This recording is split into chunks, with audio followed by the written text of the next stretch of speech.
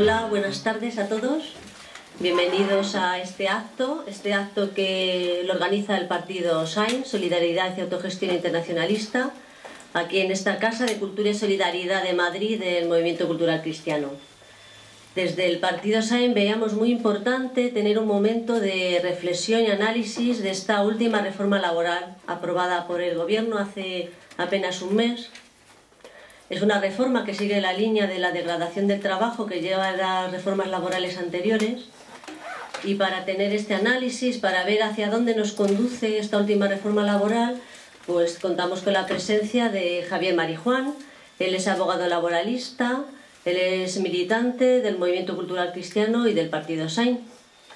Va a ser más o menos un acto que dure como 1 hora y media. Él va a tener una exposición de unos 50 minutos aproximadamente, y luego tendremos un momento de dudas, aclaraciones y diálogo. Entonces vamos a empezar ya con esta aportación de Javier.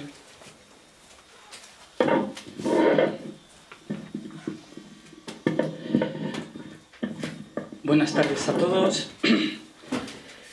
Y bueno, pues vamos a iniciar esta aportación que me habéis pedido. Vamos a tratar de que ello provoque un diálogo y sobre todo pues ganas de pensar y de situarnos de una forma militante ante este aluvión de cambios, de reformas, de movilizaciones que nos están llegando, ¿no?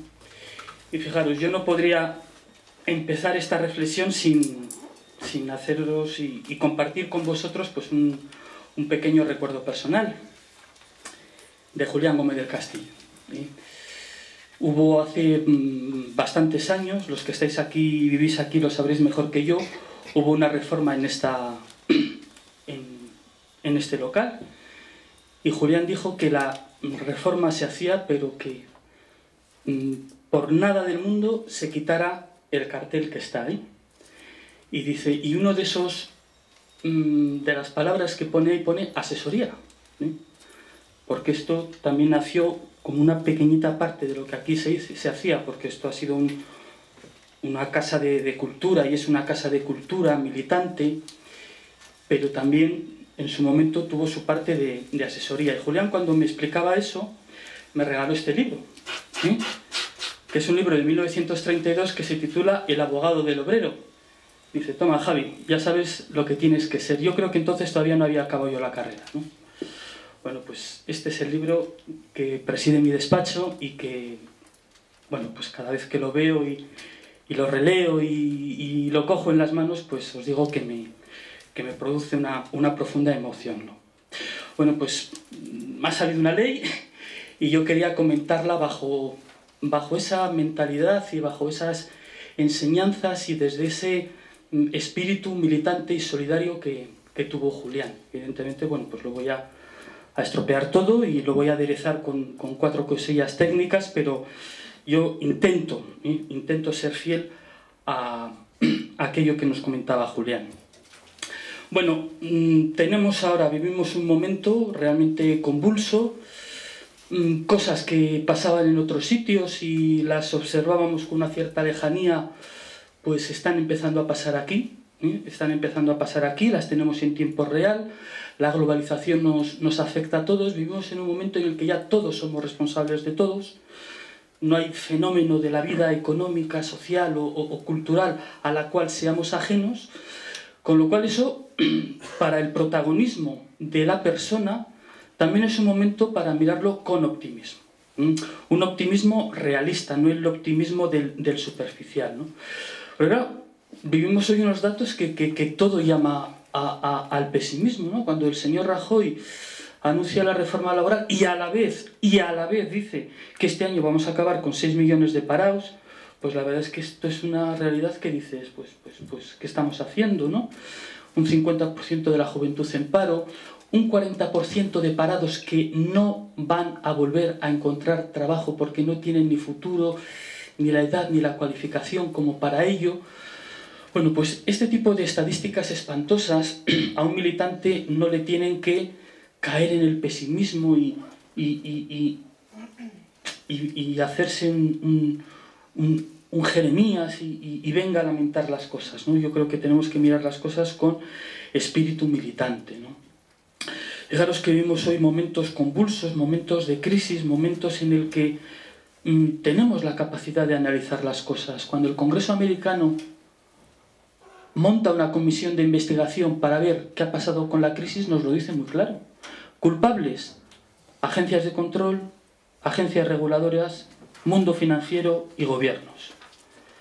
Y al poco tiempo se dedica a salvar a aquellos que un mes antes había dicho que eran los culpables, ¿no? Es decir, vivimos hoy un mundo institucional que no está exigiendo responsabilidades a los que más implicación han tenido en la creación de esta crisis. Por lo tanto, es la hora de la acción, esa es la hora de la asociación, es la hora de la vida militante, ¿no? Bueno, pues en esta encrucijada mundial, tenemos que ver qué es lo que le pasa al mundo del trabajo y qué es lo que pasa también en España, porque fijaros, esta ley que nos acaban de aprobar es la ley de un país intervenido. Esto no lo olvidemos. Vivimos una situación de país intervenido. Pero insisto, no tenemos que olvidar la visión de lo que pasa en el trabajo en el mundo. El 75% de los trabajadores del mundo no tienen contrato de trabajo. Es lo que se llama el trabajo a la sombra, ¿no? La mayoría de las leyes laborales que disciplinan el mundo del trabajo no se pueden llevar a cabo. O son leyes blandas, o son recomendaciones, o son códigos de conducta, etcétera, ¿no? Es decir, bueno, pues el mundo del trabajo realmente hoy vive momentos difíciles, ¿no? En nuestro país esto se nos ha acercado especialmente con la realidad de la inmigración. En nuestro país se han dado situaciones de explotación espantosa. Y tenemos que reconocer, hemos mirado para otro lado. Cuando se ha explotado salvajemente a los inmigrantes, cuando mujeres inmigrantes en naves industriales de los pueblos de Valladolid trabajaban cerradas bajo llave, sin derecho a salir, con condiciones, con exigencias del patrón, pues os las podéis imaginar, ¿no? No ha habido respuesta sindical, no ha habido respuesta de la Fiscalía, no ha habido investigación de la Inspección de Trabajo, el mundo institucional ha mirado atrás, ¿no? Bueno, pues eso lo hemos tenido, ¿no? En un mundo en el que, como dice muy bien el título de la charla, caminamos hacia un mundo de esclavos, caminamos hacia un mundo en el que gran parte de nuestros hermanos, su realización de su persona en el trabajo les hace no realizarse como persona. Nosotros que creemos en un trabajo digno, pues se nos abre un gran interrogante. La mayoría de trabajadores del mundo son pobres. Con lo cual, si la definición de salario es aquello que te da para comer, que permite llevar una vida digna, y la mayoría de la humanidad esto no lo tiene, bueno, pues esto nos tiene que poner en una actitud radicalmente diferente a la que esta sociedad se está planteando, ¿no? Bueno, pues vamos a plantearnos en este marco qué supone el momento actual español y también de algunos otros países europeos, ¿no? Fijaros, cuando Luis de Guindos, unos días antes de la reforma laboral, se dirigió al vicepresidente de la Comisión y responsable de asuntos económicos, que salía que le ahogaba y tal, cuando en un gesto un tanto genuflexo y de sumisión le dijo que íbamos a hacer una reforma laboral extremadamente agresiva, lo decía por algo, ¿eh? Y se le grabó por algo, ¿eh? La exposición de motivos de esta ley lo dice. Esta ley es algo reclamado a los organismos internacionales que analizan nuestra situación, ¿eh? Eso es propio, es decir, no es un ejercicio de la soberanía nacional, sino que es una situación de país intervenido. Qué diferente a lo que la pasó a la ministra italiana de Trabajo, que cuando fue a anunciar su reforma de las pensiones no pudo acabar y se puso a llorar, ¿no? Esto tiene mucho que ver con un detalle pues que se nos pasó inadvertido, y es que cuando se creó el último gobierno en España, desapareció el Ministerio de Trabajo y pasó a llamarse Ministerio de Empleo. Claro, fijaros que en torno a las palabras hay una grandísima fuerza. Cambiar, corromper las ideas sirve para construir una realidad diferente. No es lo mismo el trabajo que el empleo. El trabajo va unido inseparablemente a la persona. Degradar el trabajo es degradar a la persona. No vale cualquier forma de trabajar, que eso es el empleo, ¿no? Nos estaban queriendo decir algo, ¿no? Algo muy, muy llamativo, ¿no? Fijaros, 80 o 90 años de Ministerio de Trabajo y ya ha desaparecido esa palabra. ¿Cuántas palabras han desaparecido? ¿Cuántas palabras de nuestro lenguaje han desaparecido? Las sustituimos por otra que creemos que son inocuas, pero detrás hay una importantísima carga sobre la construcción de las conciencias y la valoración de aquello, sobre lo cual actúa el lenguaje. Es decir, que se nos está preparando, y llevamos ya tiempo, pues que lo importante es aceptar cualquier empleo. Esta es el espíritu de esa ley, ¿no?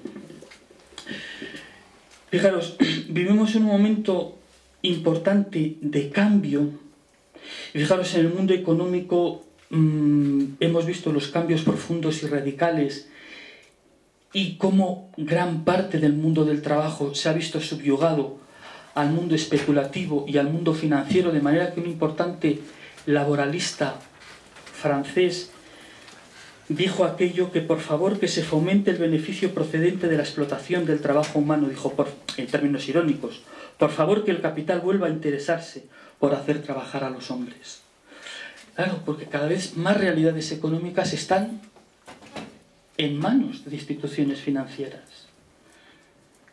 Y claro, compran empresas y dicen, como operan sobre un entorno global, dicen, me tiene que dar esta tasa de beneficio. Ah, ¿que me da menos beneficio? Pues cierro este chiringuito y me pongo a especular. Es decir, en torno a la especulación está situado gran parte del trabajo humano. Muchos agricultores del tercer mundo, hoy las cosechas de café de Brasil, las cosechas de Brasil de café de dentro de 5 años se están negociando hoy en la bolsa de Chicago. Pero así está Cortefiel, así está Panrico, así está... Es decir, fondos de inversión anónimos que evidentemente controlan gran parte del trabajo de la sociedad, ¿no? Es decir, estamos ante fenómenos realmente nuevos, ¿no? Gran parte de la reforma, de esta reforma laboral, tiene que ver con dar satisfacción a ese mundo especulativo, a ese mundo financiero, ¿no? Fijaros, os voy a leer una frase de un laboralista alemán de 1927 y yo os rogaría que pensarais un poco si esto podría decirse hoy, ¿eh? Alemania de 1927. Se llama Hugo Sinzheimer. Dice, el sistema económico actual, pese a todas las seguridades jurídico-laborales, ha fallado. No han podido evitar o reducir ese enorme déficit de esta economía. 2 puntos. El paro. Los poderes dominantes vigentes del sistema económico no han sido capaces de implantar el más elemental derecho vital del hombre. Mientras millones y millones son dedicados a la protección de la economía privada y se lleva a cabo ante nuestros ojos una casi grotesca paradoja, es decir, la conservación de la empresa económica individualista con los medios de todos, mientras los ingresos y la fortuna de todo el pueblo son arrancados para dar vida a una empresa individual, y todo ello sin un severo control de las instancias superiores sobre el empleo de estas subvenciones. 1927. Es decir, cuando se descoyunta una situación financiera, una situación económica, cuando el pueblo pierde su capacidad de gestionar sus ahorros, sus cajas de ahorro, su trabajo en manos, diríamos, sin control. A los pocos años de decir esta frase vino el nazismo a Alemania. Es decir, vamos a pensar en qué estamos haciendo este mundo, un mundo con una grandísima evasión fiscal. Yo he conocido empresas importantes, empresas con un 80% de venta en negro. No se pagan impuestos en este país. Fijaros, con que se redujera en un punto el fraude fiscal, se reduciría en 2 puntos el desempleo en este país. ¿Qué necesitamos? Una reforma fiscal, no una reforma laboral. Ahora, los que nos han endeudado con el AVE, que eso se va a tardar en amortizar 100 y pico años, han cogido las ganancias y ahora sin aquí están construyendo en Brasil, el canal de Panamá. Vivimos en un mundo en el que no hay control, no tenemos agujeros, auténticos agujeros negros, ¿no? Bueno, pues en esta situación pues nos ha aparecido esta ley, ¿no? Fijaros, esta ley no podemos decir la ley de Rajoy, la ley del PP, el discurso este de la derecha y la izquierda. Abandonemos ese lenguaje. ¿Sabéis cuál fue la última ley de Zapatero? La última ley de Zapatero fue un decreto de 31 de octubre de 2011. Las elecciones fueron el 20N, ¿no? Pues en un periodo ya casi con todo disuelto, decreto de 31 de octubre de 2011. Prácticas no laborales en empresas. ¿Para qué? Para que hasta los 25 años se pueda trabajar por 400 euros al mes. Pensar una fórmula del trabajo hasta los 25 años sin contrato de trabajo legalizado. Lo que es ilegal, pues ahora lo hacemos legal. Esta reforma que hace que podamos tener contratos de aprendizaje hasta los 33. En clarísima continuidad con el último regalito del señor Zapatero. No hablemos de la derecha, no hablemos de Rajoy, no hablemos de que hoy que bien ha hablado Rubalcaba y ese tipo de cosas, ¿no? Vamos a pensar en la trayectoria que lleva. Entonces, bueno, vamos a pensar sobre esta reforma que ha hecho, La 53 del Estatuto de los Trabajadores. Bueno, pues insistimos que ha caminado sobre las anteriores reformas y es cierto que ha puesto acentos gordos, eso no lo vamos a negar, Y yo pues, simplemente os los voy a señalar, ¿no? Es decir, convierte a las ETTs en agencias públicas de colocación. Eso es muy importante. La ampliación del radio de las ETTs, que no es solo dar contratos de 2 días, sino es ostentar, diríamos, la cualidad de agencia de colocación pública. Luego podemos hablar de ello, eso es importante, ¿no? Crear nuevos contratos basura, contratos que dejan auténticos espacios negros, 1 año del periodo de prueba, contratos de formación y de aprendizaje hasta los 33 años que se pueden repetir sobre el mismo trabajador. El contrato de formación pues era un contrato pues para que tú, o el de aprendizaje, bueno, pues para formarte y desarrollar una profesión. Ahora la misma empresa puede hacer varios contratos de formación para pagar menos al mismo tío. Con lo cual, estás hablando de que cada 2 años una profesión diferente. ¿Cómo cuidamos la vocación de la gente, verdad? Con este tipo de medidas, ¿no? El contrato a tiempo parcial puede tener horas extraordinarias. Antes tenía horas complementarias, ahora puede tener horas extraordinarias. Con lo cual, no sabes cuál va a ser tu calendario, Es lo que se llama la flexibilidad, ¿no? Personas y materiales en el mismo saco, ¿no?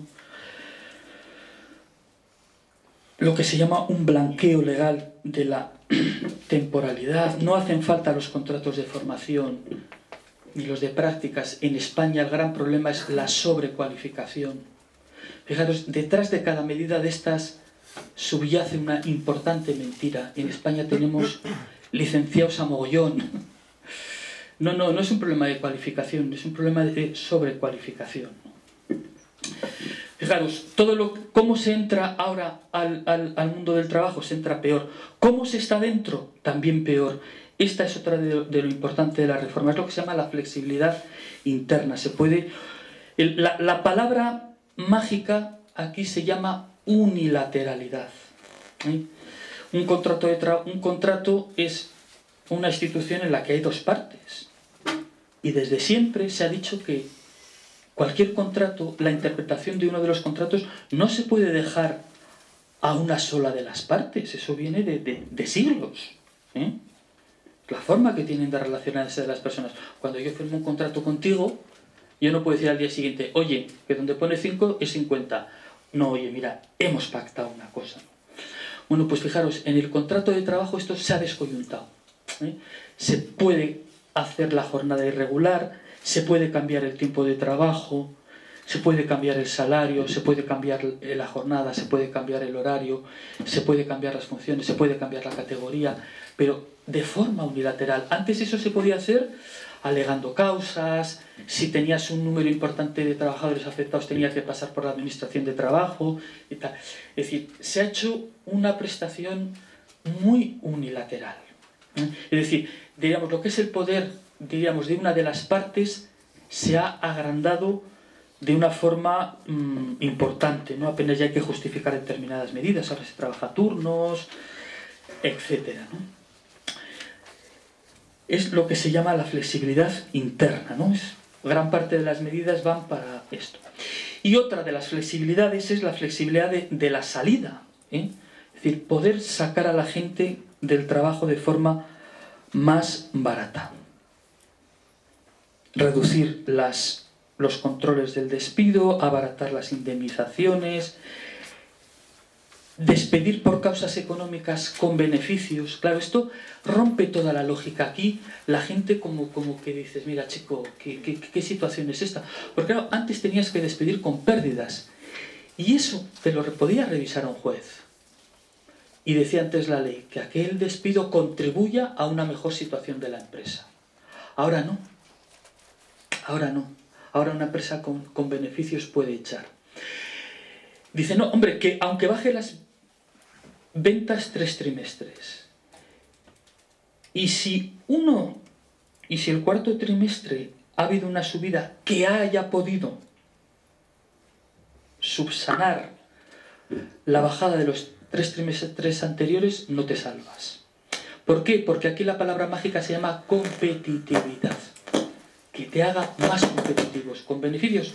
¿Por qué? Porque estamos en una carrera, una especie como del todo contra todos, ¿no? Claro, esto es muy importante, ¿eh? Esto es muy importante, que valores como la competitividad, etcétera, se pongan por encima del valor de la persona, ¿no?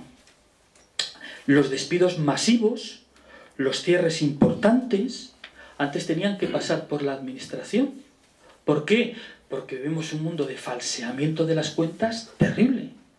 Bueno, pues la administración de alguna manera visaba, es lo que llamamos lo de los seres, ¿no?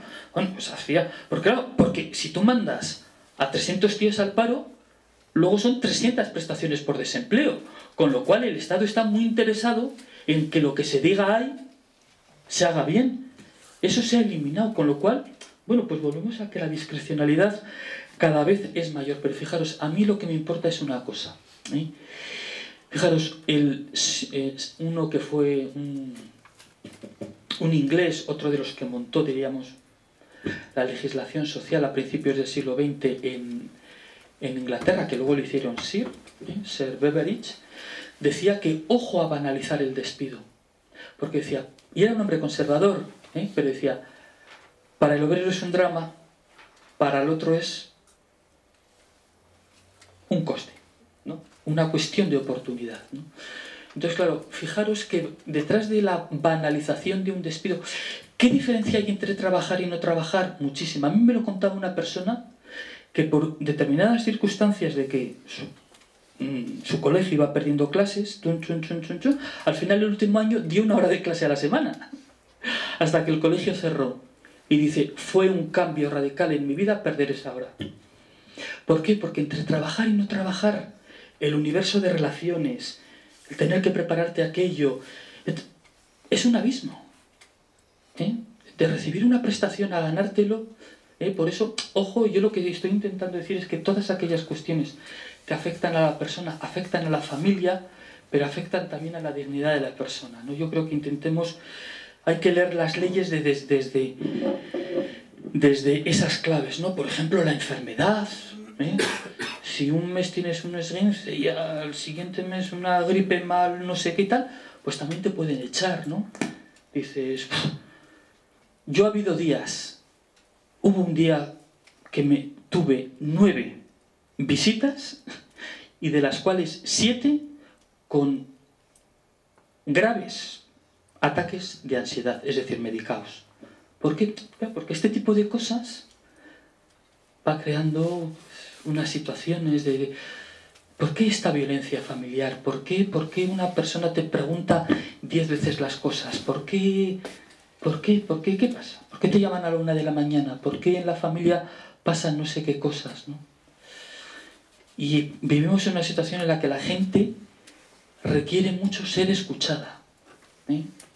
Yo, en la medida en que la ley se está haciendo más exigua y tal, pues digo, bueno, pues yo lo que te voy a tener que hacer es montar un centro de escucha. Es más importante a veces que te escuchen que te ganen un juicio. ¿Eh? En este mundo de... Esta sociedad clama a la vida asociada por todos los lados, ¿eh? Por todos los lados. Bueno, pues detrás de un despido barato se mueve mucho en la sociedad.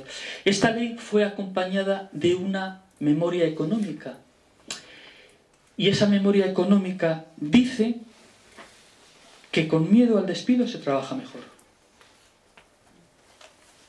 En la medida que ya tenemos uno de los despidos más baratos de Europa, claro, la facilidad para despedir va a permitir muchas cosas. Y tenemos una ley que en la exposición de motivos y en su memoria económica habla de este destajismo, ¿eh? Es como si decimos, la vaca con más luz da más leche. Un mejor pienso hace que el jamón de nuestros cerdos sea mejor, ¿no? Pues un despido más barato estimula la productividad. Ese es el lenguaje de nuestras leyes. Y no solo de las leyes del trabajo, ¿eh? ¿Qué leyes hemos tenido sobre la vida? ¿Qué leyes hemos tenido de la educación? ¿Qué leyes hemos tenido de la familia? O sea, vamos a englobar un poco todo este ataque a la persona en todo este marco que estamos viviendo de ataque a la persona. Y lo que a los sindicatos les ha puesto en el disparadero, ha descoyuntado la negociación colectiva.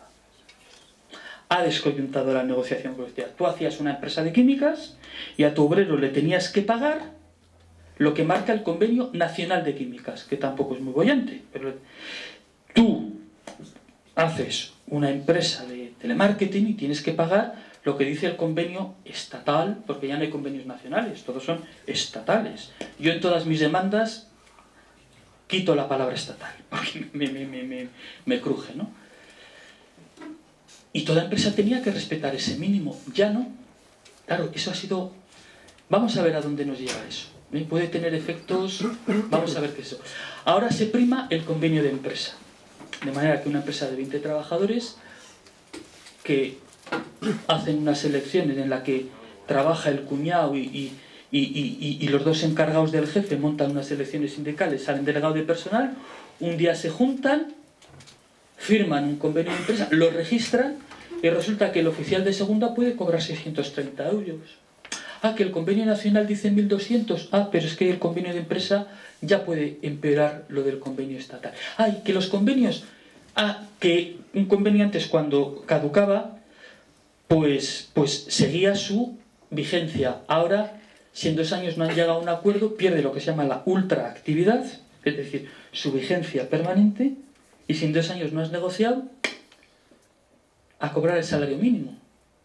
Con lo cual, con que diga la patronal no firmo nada, pues los convenios van a bajar, ¿no?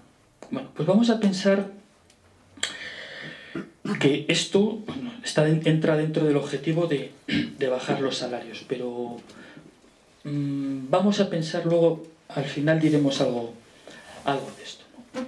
Bueno, pues flexibilidad de entrada, flexibilidad interna, flexibilidad de salida, y digamos el marco de la concertación social se nos ha descoyuntado. Bueno, esta a grandes rasgos es lo que nos dice la reforma. Pero fijaros, una de las cosas más graves de esta reforma es que se ha montado sobre mentiras. Yo he tratado de hacer un repaso, bueno, pues ciertamente significativo de economistas. Ahora 60 catedráticos de Derecho del Trabajo han hecho un manifiesto. Bueno, pues tratar de buscar un poco pulsar la opinión, ¿no?, que se ha dicho sobre esta reforma. Y ciertamente pocas veces se han dicho tantas mentiras. Tantas mentiras. Sí. Aquí hay una clave. Hay una filosofía, esta ley tiene una filosofía, y la filosofía nos la dicen en la exposición de motivos. Fijaros, desde el 95, con Felipe González, todas las reformas del mundo del trabajo se llaman reforma del mercado de trabajo. ¿Por qué? Porque la OIT, incluso hasta la OIT, en su preámbulo se dice el trabajo no es una mercancía. Y las legislaciones tenían un poco de prevención de decir determinadas cosas. Ya Felipe González esto le dio por saco, ¿no? Esto es un mercado de trabajo, ¿no? Bueno, pues ahora la palabra clave se llama la empleabilidad del trabajador. La empleabilidad. Fijaros qué nombre tan feo, qué cosa más sucia, ¿no? Para hablar de personas, ¿no? Capital humano. Nuestra ley está poblada de conceptos: empleabilidad, productividad, competitividad, eficiencia, recursos humanos, capital social, capital humano. La palabra, quien más empleó en la historia la expresión capital humano fue Stalin. No solo son los neoliberales, ¿no? Sino esas concepciones dictatoriales, estatistas, como la que tuvo Stalin. ¿Qué era la persona para Stalin? Capital, como el hierro, como el ladrillo, ¿no? Bueno, pues fijaros, en esas estamos, en esas estamos. ¿Qué es el trabajo explotado del tercer mundo? Pues un recurso de quita y pon, Cuando aquí hay crisis y ya la gente no compra las televisiones de plasma, el chino va a trabajar a aquellas fábricas del sudor y aquello tal, y se lo encuentra cerrado de un día para otro, y al campo otra vez a morir de hambre, ¿no? ¿Por qué? Porque no importa nada, ¿no? Es decir, el imperialismo hace estos con las personas, ¿no? Bueno, pues fijaros, esta ley introduce conceptos en nuestras leyes que no se utilizaban antes, ¿no? La empleabilidad. Qué cosa más fea, ¿no? Qué cosa más fea. Fijaros, decía Franco que el trabajador, las leyes franquistas hablaban de el deber de fidelidad del trabajador. El trabajador tenía deber de fidelidad a su patrón. Deber de fidelidad. Bueno, pues ahora hemos sustituido ese deber de fidelidad por la empleabilidad. Esto yo creo que es muy importante. Os leo otra vez la memoria económica, la literal. La amenaza del despido es un incentivo para que los trabajadores se adapten mejor a los cambios exigidos por el empresario. Rovirosa, todos los escritos de Rovirosa sobre la reforma de la empresa, sobre el mundo del trabajo, estas eran las cosas que les rechinaba, el destajismo. Por eso Rovirosa buscó esos elementos de cooperativos, donde el trabajador no necesita leyes protectoras, sino protagonismo en el trabajo. Esto es un poco también de lo que yo os quería hablar al final. Cuando se habla así, esto es peor que con Franco. Por lo menos igual. Por lo menos igual. La empleabilidad, el miedo te hace trabajar mejor, ese tipo de cosas. Por ejemplo, la exaltación del emprendedor. Nuestra ley está poblada de este concepto. El contrato que se hace, el contrato más basura, el contrato que va a ser declarado inconstitucional, es el contrato para emprendedores. Para emprender, la filosofía del éxito, la filosofía de que el trabajo no vale nada, de que lo que trabaja es superhéroe, que crea, que emprende, que se enriquece. Bueno, pues terrible, ¿no?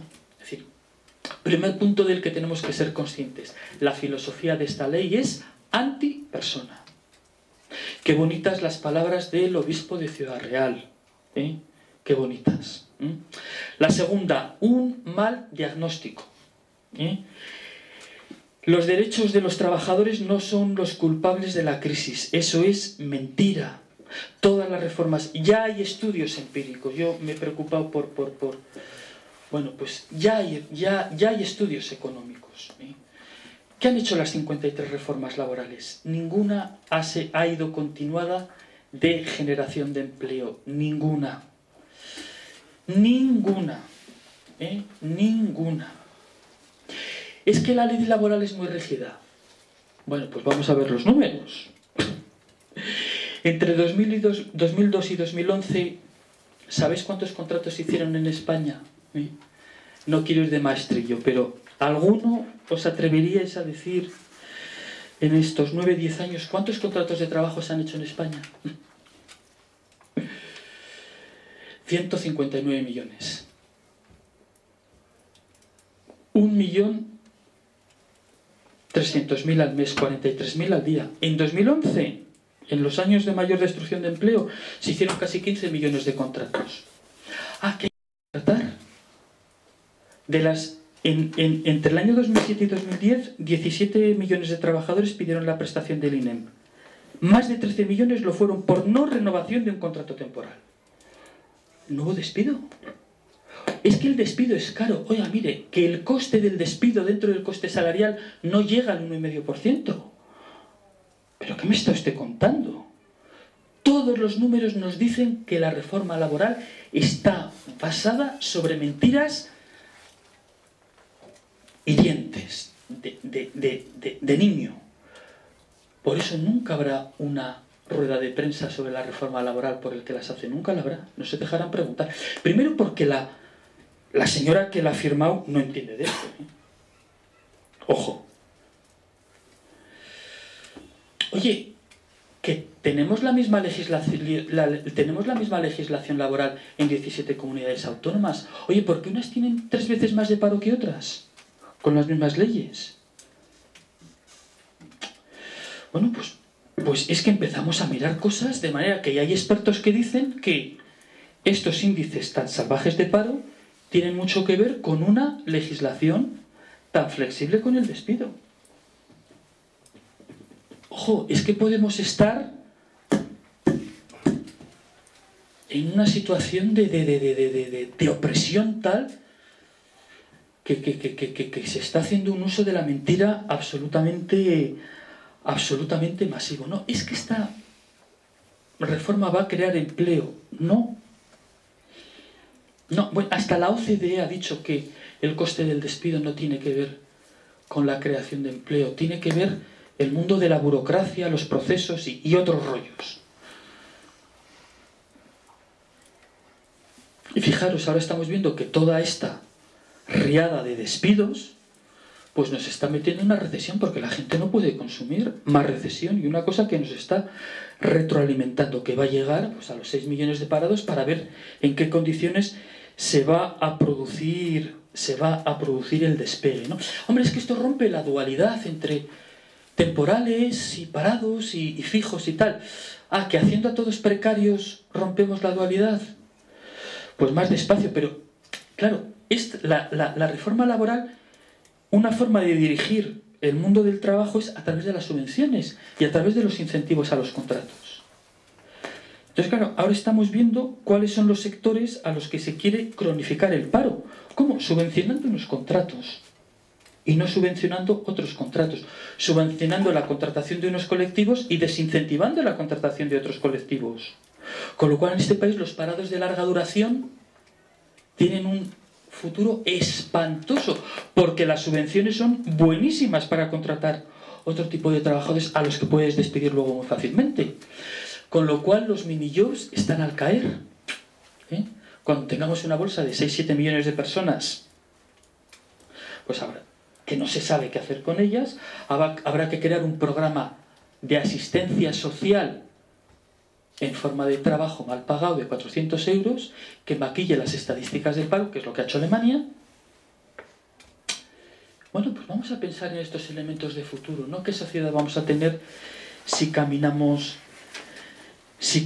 hacia eso, ¿no? Es decir, la forma de subvencionar determinados contratos pues lleva a que no se va a romper la dualidad. Es decir, ¿cuál es el objetivo de la reforma laboral? El escenario post-crisis. Qué valiente ha sido el obispo de Ciudad Real cuando dice: en río revuelto de la crisis están pescando los más poderosos sin contar con la opinión de la sociedad. Los grandes negocios de España y del futuro de España se están haciendo hoy. En nuestra factura de la luz todavía estamos pagando la factura de los poderosos de la guerra civil. Hoy hay 4 o 5 corporaciones que se están quedando con este país. gracias a la crisis. Y luego son los que dicen que la crisis es una oportunidad, claro. Si estamos en Europa, no podemos devaluar nuestra moneda, ¿cómo vamos a ser competitivos? Devaluando las condiciones de trabajo. Claro, ¿qué es lo que se lleva 80 o 50 o 60 años obligando al tercer mundo? Aquí se está previsto que el remonte va a ser cuando el objetivo es una bajada de salarios generalizada, una media del 25%, a través de todo, de joder los convenios, de este tipo de contratos, etcétera, ¿no? Este es el objetivo. A Alemania eso le viene muy bien porque puede exportar, le hace más competitivo. Pero es que el 75%, es que nuestras empresas no exportan, va a ser devaluarnos para no poder comprar entre nosotros y cerrar, que es el paseo que me he dado yo por este barrio cuando he llegado. En mi calle cada semana cierra una tienda. ¿Devaluar para qué? Bueno, y luego el último punto, el papel del sindicato. ¿Qué han hecho los sindicatos en estos 30 años? Concertación social. ¿Tienen responsabilidad los sindicatos en esto? Radicalmente sí. Radicalmente sí.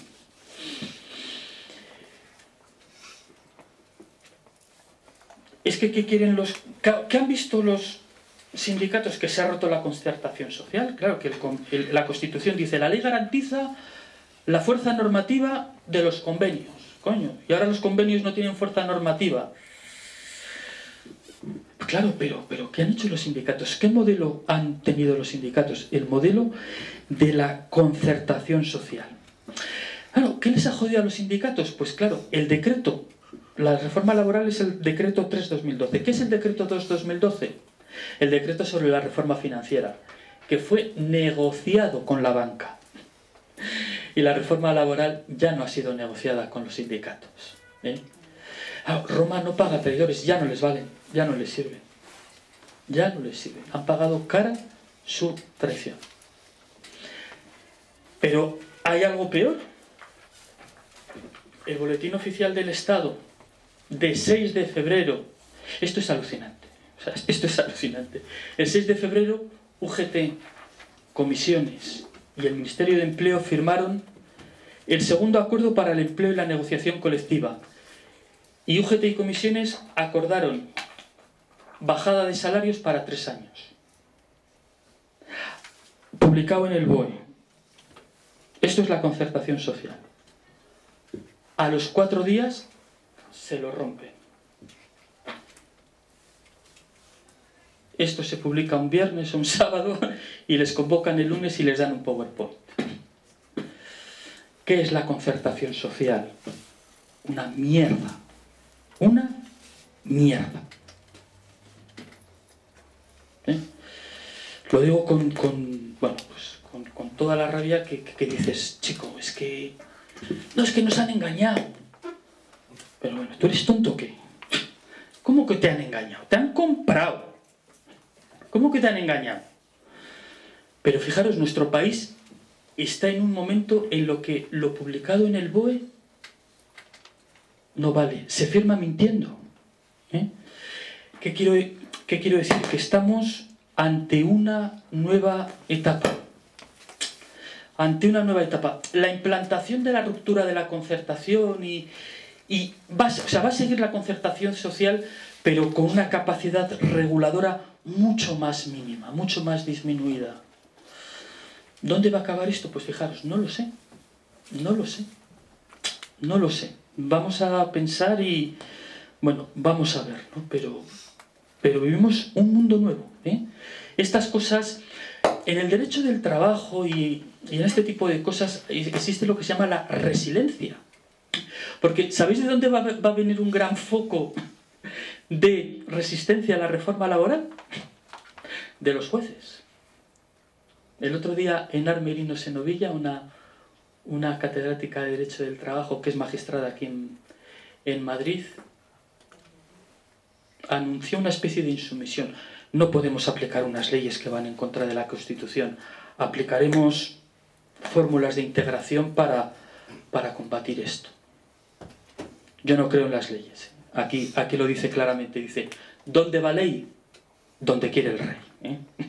No creamos que la ley nos va a sacar, ¿no? Pero ¿a dónde va a ir la concertación social? Bueno, pues vamos a pensar. Luego si queréis lo hablamos, ¿no? Estamos, yo creo que ante una situación nueva. Va a aparecer en nuestro país una nueva clase dirigente. Gran parte del mundo del trabajo se va a canalizar a través del trabajo autónomo. ¿Cuántos sectores de nuestra economía están ya lo que es auténtico trabajo dependiente bajo el régimen de autónomos? Esto es otro regalito de Zapatero, el Estatuto del Trabajo Autónomo. En los que provocar gente explotada, en los que provocar la unión es cada día más difícil con una cultura individualista, ¿no?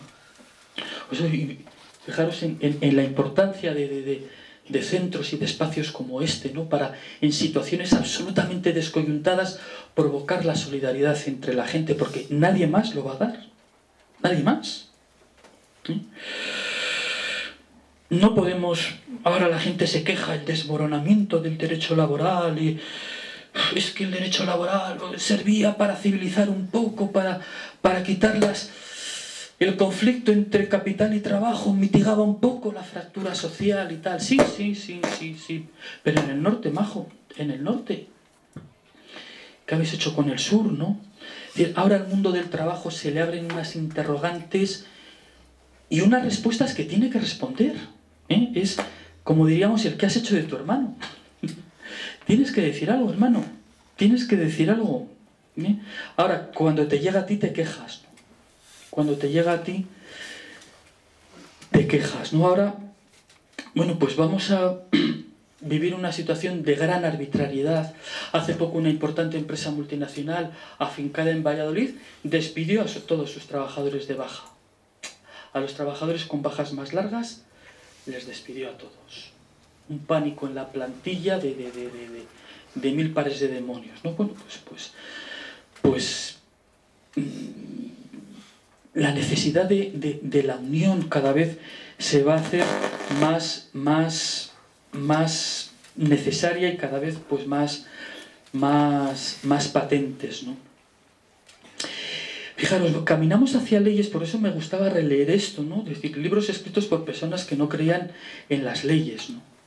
Fijaros, uno de los mayores defensores de la reforma laboral decía, bueno, sí que ha sido un poco dura la reforma laboral, dice, pero confiemos en la buena fe de los empresarios. Decía, claro que hay un peligro evidente en la respuesta empresarial, claro que hay mayor facilidad para gestionar las relaciones de trabajo, los recursos humanos, por eso confío en la responsabilidad. Bueno, mira, es que las cosas no son solo de buena voluntad. Es como si yo quito del Código Penal el delito de robo. ¿Por qué? Porque confío en la buena voluntad del ciudadano español que no robará al otro. No, mire, oiga, que vamos a un mundo, diríamos, salvaje. Bueno, pues la sociedad se tendrá que organizar. Bueno, pues vamos a ver un poco desde qué clave se tiene que organizar.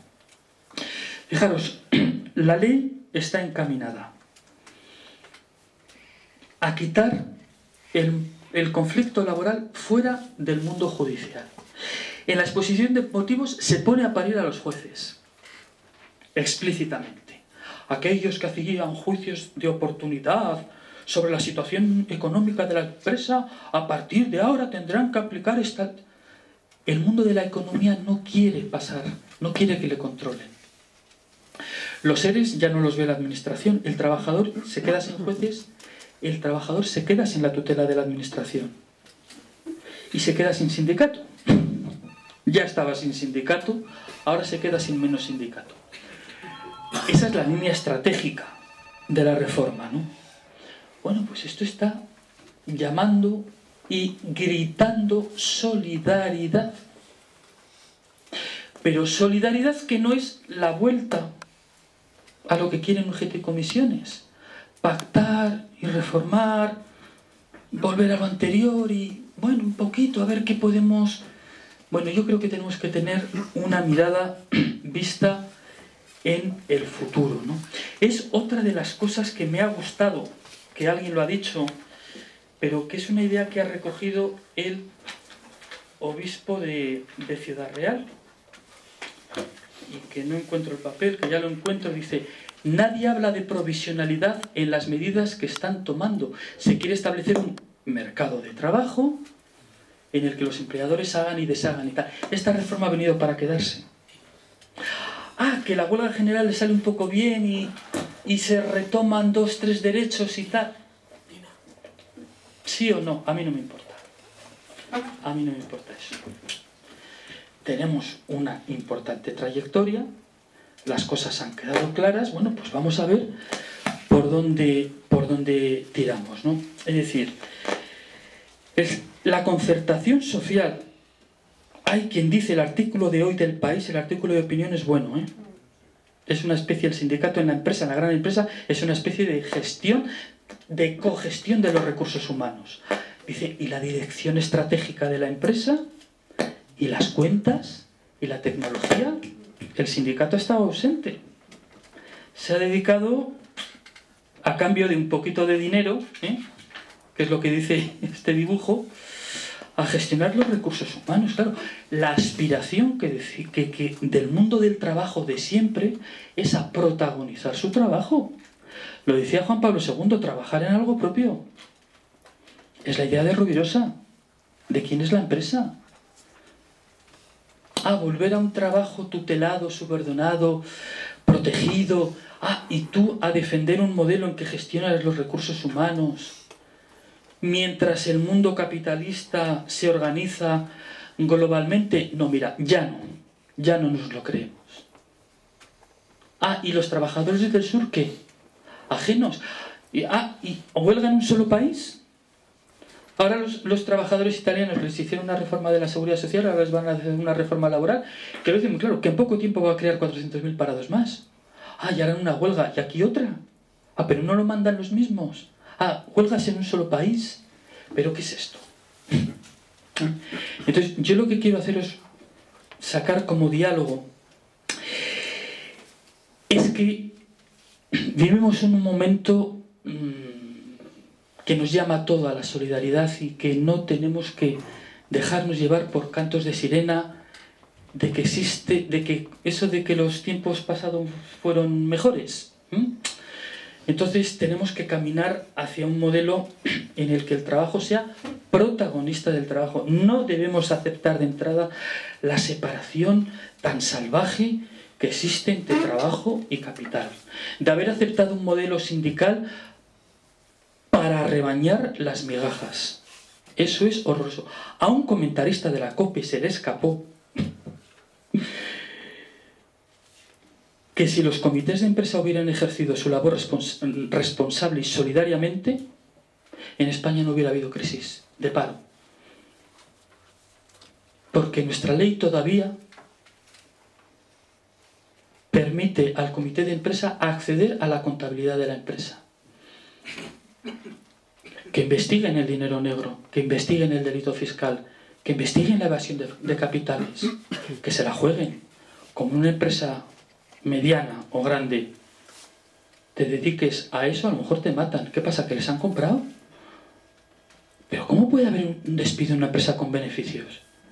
Si la mitad de nuestra cúpula empresarial debería estar en la cárcel por delito fiscal.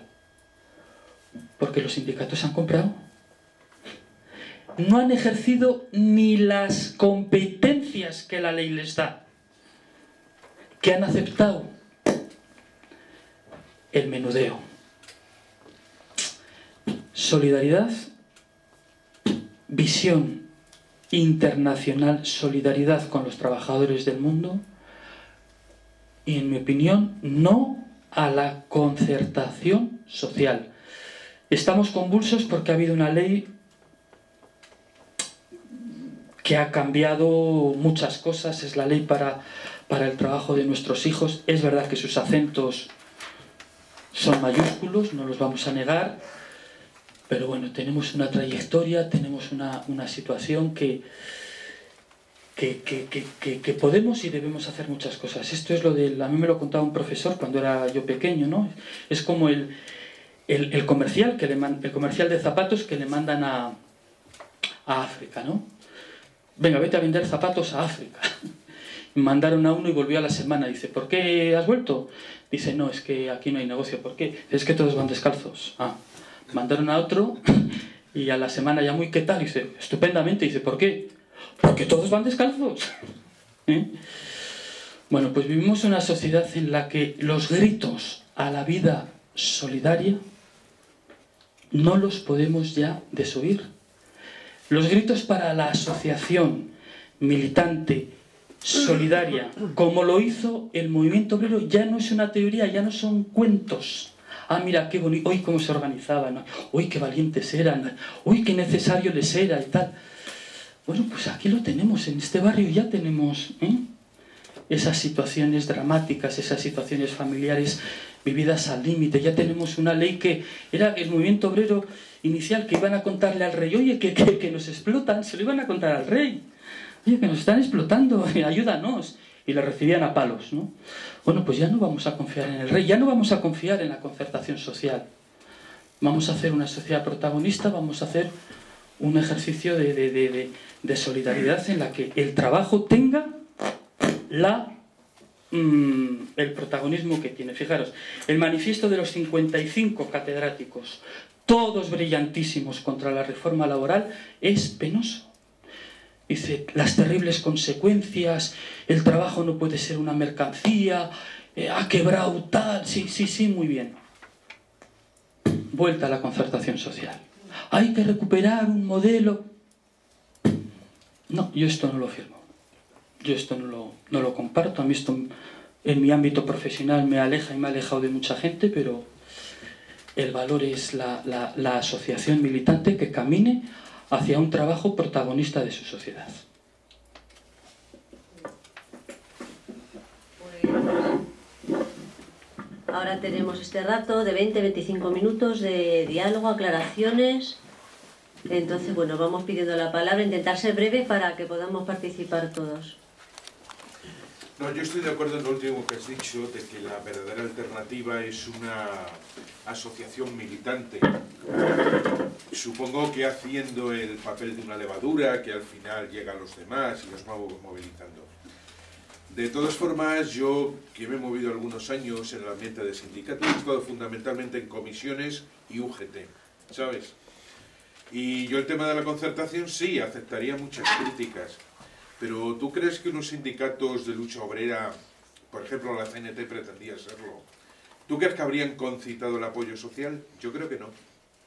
Es que esto está un poco, Para nada.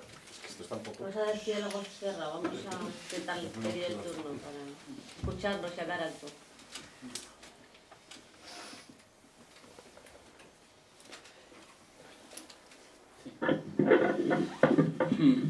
Bueno, mira, yo creo que a ese respecto te quería comentar dos cosas, ¿no?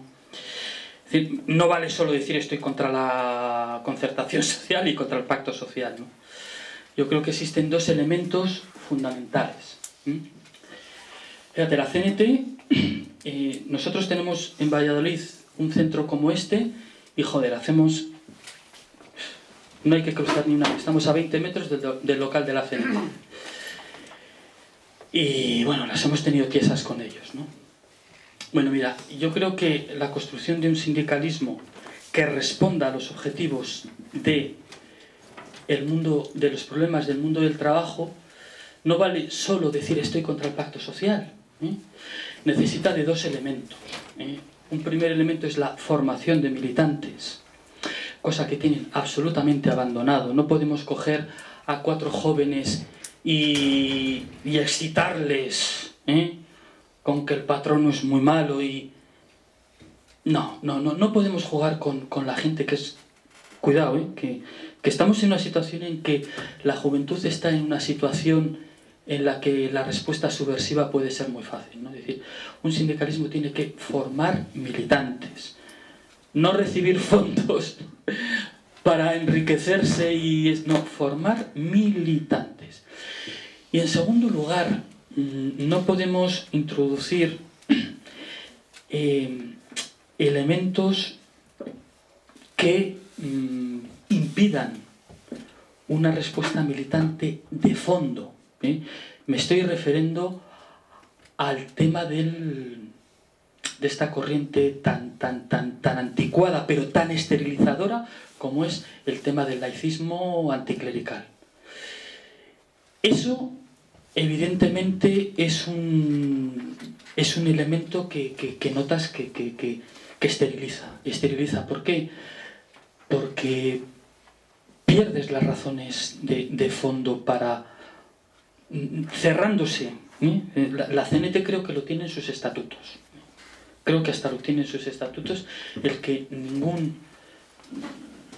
Bueno, dicen que no tienen dirigentes, pero bueno, ningún miembro de sus secretariados o sus rollos pueda tener algún cargo ni político, ni... Creo que hacen alguna referencia al mundo eclesial, ¿no? Es decir, una organización que sistemáticamente clausura por ley determinadas cosas, yo creo que la historia demuestra que generan una importante esterilidad, ¿no? Julián, en un diálogo con la CNT, en un prólogo a un libro que se editó aquí, que se titulaba Cuadernillos d'Ersa, en un libro o en un prólogo importante, es mejor el prólogo que el libro, pero vamos, el libro es de José Peirás, que fue el gran historiador de la CNT, el gran secretario general de la CNT en el exilio, se lo advierte. Dice, vais a resucitar la CNT en España, dice, ojo,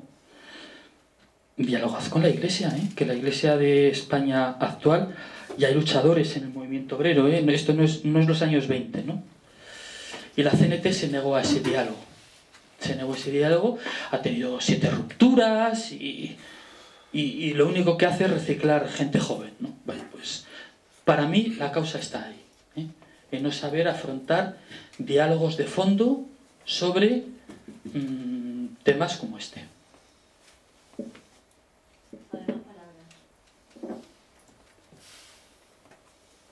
Sí, hola, buenas tardes. Buenas tardes, soy José Antonio y bueno, vengo desde Arganda del Rey a este coloquio que me parece muy interesante.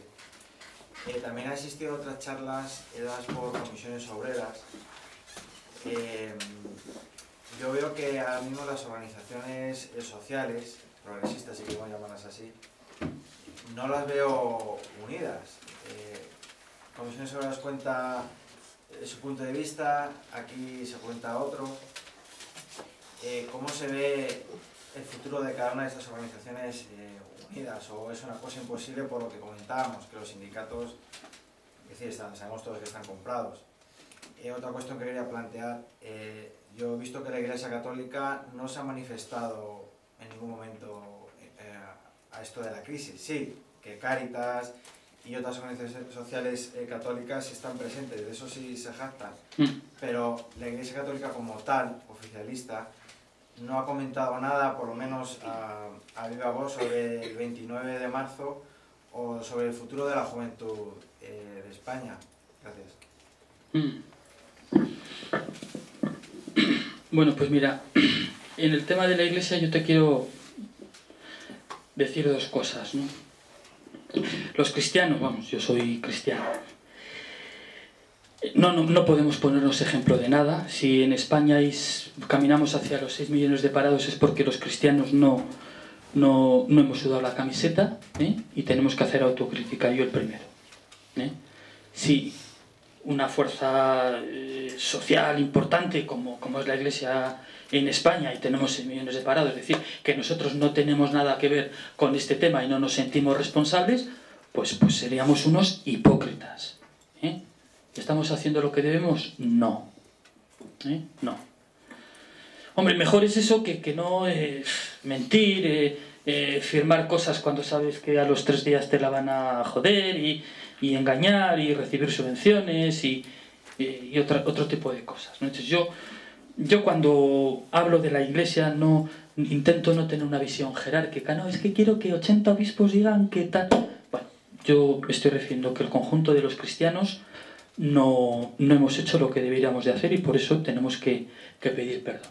Yo el primero, porque una situación en la que tantos hermanos nuestros están viviendo situaciones límite, de humillación, esas colas del paro, ¿sabéis lo que está suponiendo las colas del paro con cita previa y vuelves y él vuelva usted mañana, ¿no? Del Arra, todo eso, pues ese pisoteo de la dignidad, esos padres de familia que carecen de autoridad moral para hablar con sus hijos y bueno, pues nos tenemos que hacer solidarios y pedir perdón. Eso en primer lugar. En segundo lugar, has hablado de determinadas organizaciones de la Iglesia que objetivamente son referencia no solo en la asistencia, sino también en la forma de ver las cosas. Hay muchos hermanos nuestros que por su estar con estas situaciones de inmigración y tal, bueno, pues están diciendo cosas muy gordas a la sociedad. Y mira, hoy el periódico El Mundo ha acusado la pastoral del obispo de Ciudad Real. Los poderes financieros se están concentrando en muy pocas manos. Las personas no somos tan flexibles. Parece mentira que a día de hoy tengamos que echar mano de usos del pasado que trajeron tanta injusticia y explotación a los trabajadores. Los jefes políticos europeos toman sus medidas por vía de urgencia sin contar con los parlamentos. Bueno, pues el mundo hoy lo ha acusado, ¿no? De decir, pues esto no...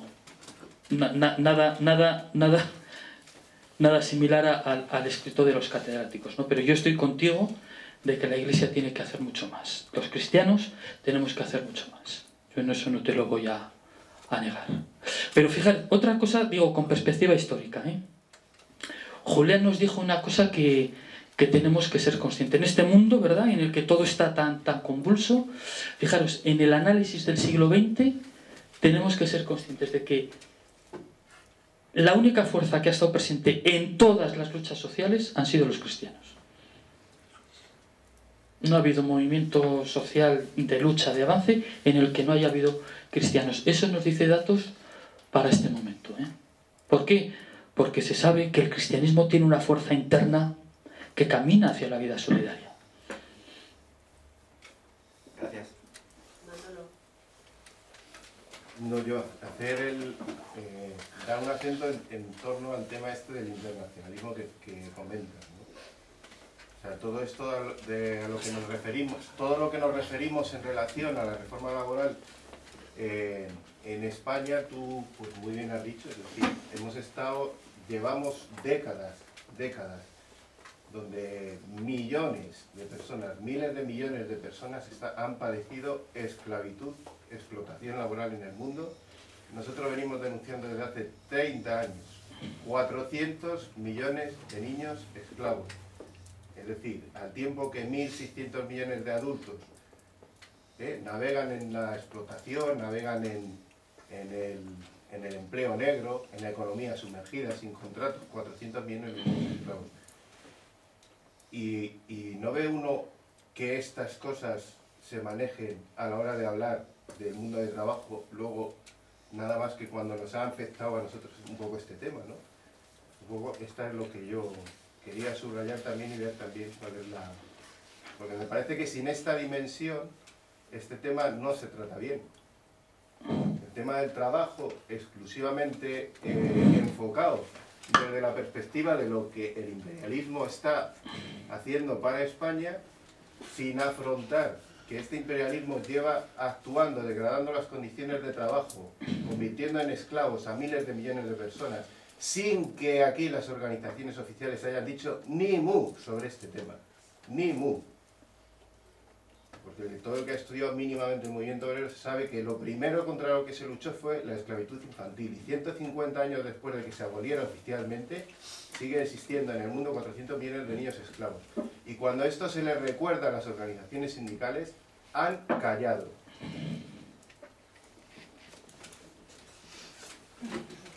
Sí, hoy daban un dato a raíz de los sucesos que pasaron el año pasado, en agosto, en Londres, donde varios grupos de jóvenes, bueno, varios centenares de grupos de jóvenes quemaron edificios en Londres. Hoy ha salido a la luz pública una comisión que informaba de cuál fue la causa de esa rebeldía y de esa explosión para que no vuelva a pasar otra vez. Y entre otras causas, daban el que había el creciente paro juvenil, el fracaso del Estado, como papel hacia los jóvenes, en la escuela y la familia. Pero sobre todo también incidía el índice tan grande de manipulación hacia el consumo que tenían los chavales jóvenes, y que los sitios donde habían sido más quemados, o las tiendas que habían sido asaltadas, eran todas de lujo y de marcas, ¿no? Entonces yo te pregunto, el panorama que se nos viene encima del alto índice de paro juvenil, de explotación, de consumo a través de los medios de comunicación que inducen al consumo y que no van a tener acceso esos chavales, ¿cómo prevés ese panorama, ¿no? Y sobre todo también por la familia y la escuela que como dice el informe, ahí ha fallado. Claro, porque fíjate, el modelo de trabajo que diseña nuestra ley es, claro, el contrato basura hasta los 33 años, sin posibilidades de que ello te haya servido para cultivar una profesión, ¿no? Entonces, claro, necesitamos una juventud, claro, no que tire piedras, sino que haya cultivado en la familia, en las escuelas y en su vida asociada una vocación, un protagonismo de su vida, para no ser...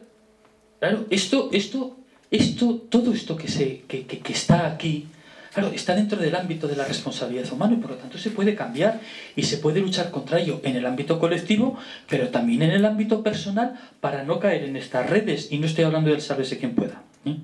Pero claro, uno de los grandes elementos importantes de la crisis es la matriz cultural de la crisis.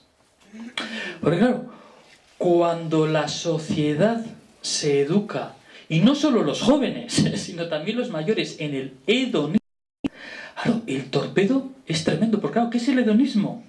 El contravalor más enfrentado a los valores del trabajo.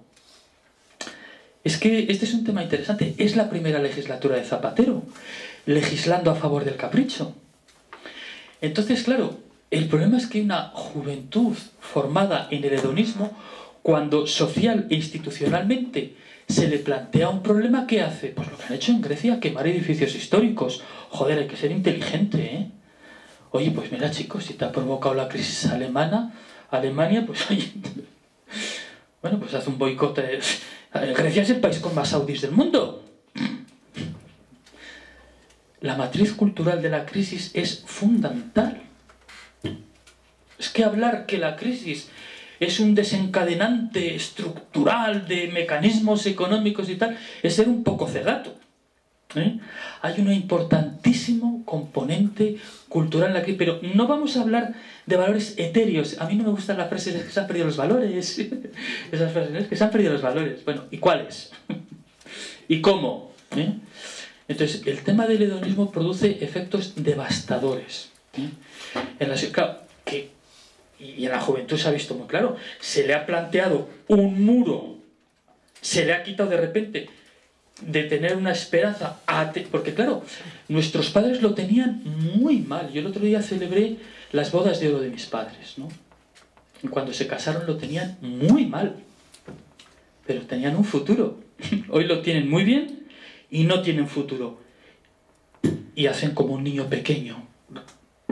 Romper un jarrón, patalear, quemar, tal. Entonces, la juventud se tiene que construir su futuro y tendrá que luchar contra cosas que os puede parecer una chuminada, pero hay cosas como el permisivismo, el hedonismo, cosas de esas que dicen, joder, ¿de qué hablas? ¿Y esto tiene que ver con el paro? ¿Y esto tiene que ver con esta ley? Muchísimo, porque estamos educando generaciones capaces, que sienten pánico ante el futuro, y o se emborrachan, o botellón, o quemar edificios históricos. Qué bien, joder, qué bonito tiene que estar Atenas, ¿no? Con eso, ¿no? Bueno, pues hay que ese tema yo creo que es un tema que planteas muy importante. Por eso es muy importante que haya espacios como estos donde realmente la gente joven pueda tener un espacio. Mira, nosotros en el partido en Valladolid hacemos diálogos con gente que tiene algún tipo de experiencia en algún mundo de la sociedad. El otro día llevamos al que lleva el tema de los alcohólicos rehabilitados en Valladolid y nos comentó cómo el botellón es un tema políticamente y municipalmente desde las alcaldías programado de control social, y se hace aquí y se hace estas horas para que yo aquí, y como las órdenes de la policía están encaminados a... Es un tema de control social, ¿no? Yo no ver eso en el mundo de la crisis es estar aguas, ¿eh? Es estar aguas. Sí, decías como importante el tema financiero, el tema del paro. ¿Qué nos puedes decir del tema de las cajas de ahorro? El proceso de privatización actual, el enriquecimiento de los consejeros en las burbujas inmobiliarias y el mirar hacia otro lado de los miembros de los consejos de administración, políticos, sindicatos. O sea, ¿qué supone eso ahora? Bueno, nosotros tenemos unas amigas economistas en el movimiento y en el partido, pues que regularmente escriben de esto, ¿no? Fíjate, yo creo que el tema de las cajas de ahorro será como el tema de la desamortización, será cosas que con el transcurso del tiempo los historiadores nos dirán lo que ha supuesto, ¿no? Lo que ha supuesto. Hará falta décadas para ver lo que ha pasado en estos años, ¿no? De que el ahorro del pueblo no lo gestiona el pueblo. ¿Cuántas empresas he visto yo cerrar por falta de crédito pequeño que le hubiera salvado? ¿Cuántas?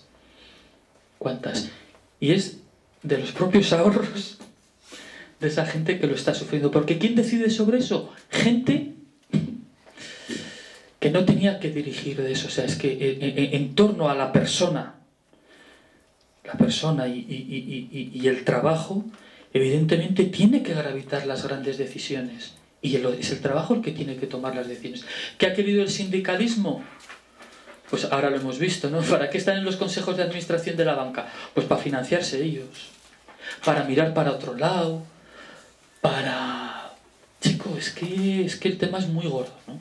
Entonces yo creo que es un tema muy importante, ¿no? El mundo del trabajo. Por eso Rovirosa piensa en que el protagonismo del mundo del trabajo, ¿eh?, en el coping es mediante la producción, mediante la distribución y mediante otro fruto del trabajo que es sus instrumentos financieros en poder del trabajo. Se lo hemos dado a los políticos, se lo hemos dado a los alcaldes, hemos puesto a sindicalistas y les hemos comprado para que se callen y desapareció. Han hecho así, como los vagos. Ah, no, es que ha desaparecido, ¿no? Bueno, pues yo creo que será dentro de décadas cuando... Ahora los españoles hemos visto pues qué supuso la desamortización, ¿no?, del siglo XIX, y dices, joder, quitar peso a los ayuntamientos, ¿no? ¿Qué efectos tan importantes tuvo la desamortización municipal que quitó protagonismo político a la institución más cercana al ciudadano y a la familia? Qué importante fue aquello. ¿Cómo estamos pagando hoy en temas concretos cosas de esas, ¿no? Las autonomías y todo este rollo, ¿no? Bueno, pues en torno al robo de las cajas de ahorro, dentro de 40 o 50 años, los historiadores dirán... Ese dinero, y se lo han llevado fuera, a paraísos fiscales. Y aquí no hay crédito y paro, ¿no? Yo creo que es gordísimo, ¿eh? Es gordísimo. Sí, bueno, yo tenía dos consultas. Perdona, ¿cómo te llamas? Álvaro. Una referente, ya que está claro que los sindicatos, por lo menos los que todos tenemos en la cabeza, no hay nada que hacer con ellos, no son útiles. ¿Qué va a pasar ahora? ¿Dónde pueden acudir los trabajadores o dónde podemos acudir? Porque bueno, yo trabajo en una multinacional y ya uno de los directores generales ya ha comentado que efectivamente se están planteando el empezar a despedir gente. Evidentemente ellos dicen, ya se han despedido, ¿no? Pero bueno, van a empezar a despedir más. Piensan que no van a despedir a un trabajador bueno, ¿no? Que evidentemente van a despedir a las rémoras, a los que no funcionan bien, ¿no? Entonces, ¿dónde podemos ir cuando ocurra esto? Esa es una pregunta, ¿no? Porque bueno, yo ya estaba en otra multinacional y a mí me despidieron por viejo. Además me lo dijeron así de claro, no tengo ningún problema contigo, trabaja muy bien, pero no dar la imagen que nosotros tenemos ya. Y esto estaba hablando hace 5 años de eso. Ya me lo dijeron así de claro, ¿no? Eso está así, pero en fin, queremos gente de 25, 20, 25 años, porque es lo que vendemos, ¿no? Y luego la otra pregunta es, he leído por ahí de la reforma que van a desaparecer los salarios de tramitación. Sí. ¿Eso se refiere solamente en el Smart, hasta que sale el Smart o después? Porque claro, cuando tú llegas al Smart, luego después, normalmente la empresa, los despidos improcedentes, cuando lo tiene claro, paga, normalmente. Porque no quiere ir a juicio que puede dilatarse en 2 años y tener que pagar esos 2 años. Ahora, ¿eso sigue igual, esa parte sigue igual o no? Bueno, mira, te voy a responder primero a lo técnico, que es muy breve. Los salarios de tramitación es que muchos despidos no se impugnan, no se van a juicio. De los que se llevaban a juicio, si el trabajador lo ganaba, porque uno de los principios generales del derecho es que hay que restituir a la situación anterior, durante el tiempo si había readmisión o reconocimiento de la improcedencia, durante el tiempo que se tramitaba, que suele ser 1 o 2 meses, no es más, pues había que pagar salarios porque como ahí se había producido un despido injusto, se seguían pagando y cotizando esos salarios, ¿no? Por esa una idea de justicia, de restitución del daño, ¿no? Bueno, pues claro, han quitado eso. Claro, llega un momento en que las indemnizaciones eran tan pequeñas, porque no hay antigüedades y los salarios no son altos, que el elemento disuasorio para el despido injusto eran los salarios de tramitación, y eso la ley se lo ha cargado totalmente, ni desde el SMAC ni desde tal. Con lo cual despedir se ha abaratado y muchísimo, y además con el objetivo de que no se vaya a juicio. La decisión empresarial, aunque sea injusta, porque pero es lo que dices tú. Ayer me llegaron 3 trabajadoras de la empresa la contrata de la Junta de Castilla y León de telemarketing que gestiona el 112, las teleoperadoras, 49, 52 y 53 años, a las mayores las han echado. No dais el perfil. Pero chico, pero no acabas de atrasar la edad de jubilación. Claro, como las indemnizaciones son pequeñas, pues los despidos pueden ser más arbitrarios. Claro, ¿qué va a suponer ahora? Que yo voy a litigar no por despido improcedente, sino por despido nulo, por vulneración de los derechos fundamentales, y ahí sí que puede haber readmisión obligatoria, y sí que habría salarios de tramitación. Es decir, se van a hacer más patentes los despidos clarísimamente discriminatorios, echar a los enfermos, echar a los viejos y tal, con lo cual a lo mejor aumenta la litigiosidad. Más discriminación, más litigiosidad, más folloncete, ¿no? Bueno, pues, pero de entrada, el despido express, todo eso y tal, mucho más fácil porque se ha quitado esa parte de penalización del despido injusto, ¿no? Y en segundo lugar, ¿a dónde tiene que ir el trabajador? Bueno, pues los sindicatos van a mantener su estructura, no van a desaparecer, se les dará más dinero, para que sigan conteniendo este elemento de contención y tal, y tendrán sus abogados y tendrán sus asesorías. A ese nivel van a seguir funcionando igual, ¿no? Pero también habéis sindicatos y hubo que hacer esto, Insisto que Julián se negó a que de aquí se quitara la palabra asesoría.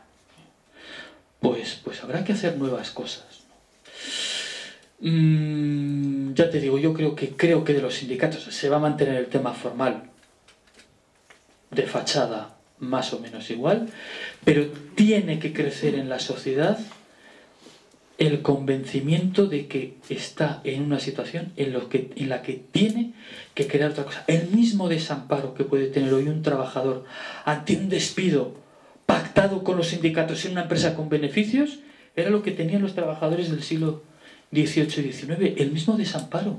Y sin medios fueron capaces de impulsar el movimiento obrero. ¿Por qué? Porque les animaba la solidaridad. Y como el problema de aquí, junto con el del otro, y el de más allá, y el de que trascendía las fronteras era igual, provocó una unión internacional que desaparecieron los gremios, y fue capaz de crear otra cosa, ¿no? Yo creo que estamos ahora en una especie como de momento fundante, ¿no? Igual. Bueno, sí. decir algo más. Sí, porque vamos a ir cerrando ya. Si hay alguna última palabra, porque Javier se tiene que coger un tren. O sea, que no podemos... Lo que es el diálogo formal.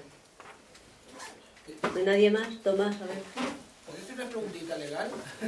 ¿Te has dicho perdona de lo más alto? Hola, ¿qué hay? Soy Gustavo. ¿Podría hacer una preguntita legal, entre comillas? Es que hasta ahora los seres, las representaciones sindicales de las empresas, al formalizar el ERE y las condiciones negociadas, una vez liquidado el ERE y cerrado, estos sindicatos se llevan un porcentaje hasta ahora.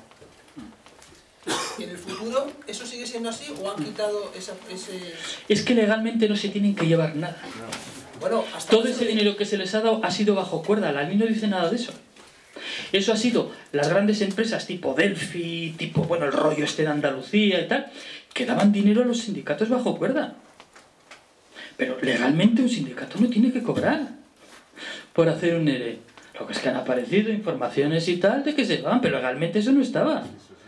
Un sindicato, si tú te presentas a unas elecciones sindicales y eres representante de los trabajadores, tienes unas obligaciones. Y si tienes que... ¿sabes? Te dan unas horas sindicales y tal. Pero esos cobros han sido todos bajo cuerda de la Junta de Andalucía, de la multinacional, del otro rollo y tal, que no. Es que además no lo debe de haber, porque si te están pagando, ¿a quién te debes? Al que te paga, y por eso han cerrado empresas con beneficios. Cosas que no se tenían que haber firmado. Nada, no encontrarás ningún artículo en la ley que legalice eso, ¿eh? Bueno, pues nada más, vamos a cerrar aquí. Le damos las gracias a Javier por ayudarnos a tener también este momento de reflexión y diálogo. Que el diálogo, yo os invito a quedaros un ratito más al diálogo informal, ya que nos hemos juntado aquí un grupo de gente con ganas de que esto cambie, pues tener un rato más de compartir experiencias. Invitaros a esto que decía Javier, de tener un espíritu de mirada militante, es decir, de no quedarnos en el pesimismo, de juntarnos, de mirar a la acción, de que la historia ya se ha hecho, que se ha hecho el movimiento obrero, que en otros países donde llevan sufriendo años la explotación y la esclavitud, también hay otras experiencias que debemos mirar, y que nosotros vamos a estar mañana en Aluche, por la tarde, a partir de las 5:30, pues también dialogando con la gente de la calle, repartiendo manifiestos y teniendo ese momento de encuentro, creando estas experiencias. Muchas gracias a todos y os invito a quedaros un rato más.